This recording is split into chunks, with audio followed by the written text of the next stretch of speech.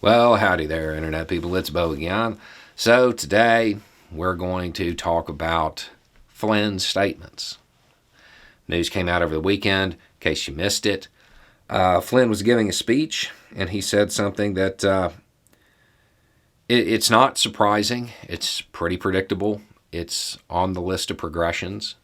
But hearing it uttered in seriousness by somebody who has access to a lot of political figures is something we need to pay attention to.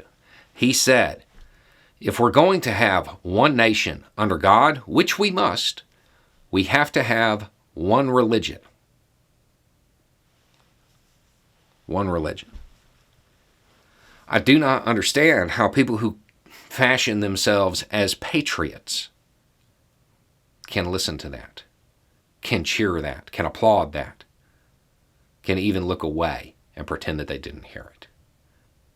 If you consider yourself a patriot, you must vocalize your opposition to this. There weren't any founders who believed this.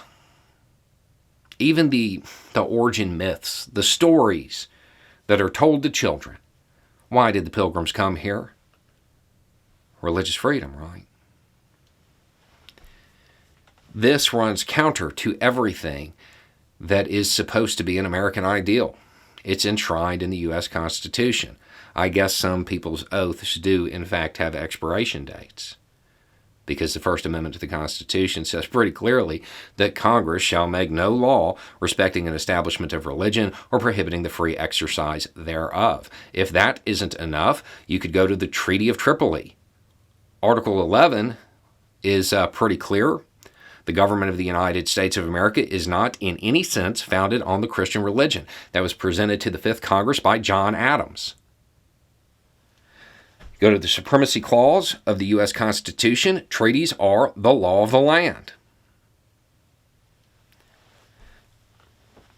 Thomas Jefferson said, believing with you that religion is a matter which lies solely between man and his God, that he owes account to none other for his faith or his worship, that the legitimate powers of government reach actions only and not opinions, I contemplate with sovereign reverence that act of the whole American people which declared that their legislature should make no law respecting an establishment of religion or prohibiting the free exercise thereof, thus building a wall of separation between church and state, adhering to this expression of the supreme will of the nation in behalf of the rights of conscience, I shall see with sincere satisfaction the progress of those sentiments which tend to restore to man all his natural rights. There is no basis in American patriotism when it comes to supporting this garbage. This isn't from the United States. It's not a founding principle of this country. It never was. It's manufactured. You want to know where it comes from? It's not going to be from any of our founders.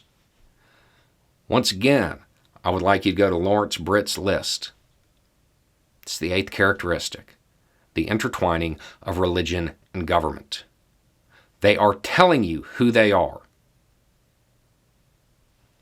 You'd better believe them. We can expect this kind of rhetoric to ratchet up between now and the midterms, because they understand that they're on a losing streak. If their candidates, if the people who support them don't make a comeback in the midterms, they know they're done, because nobody wants to support a loser.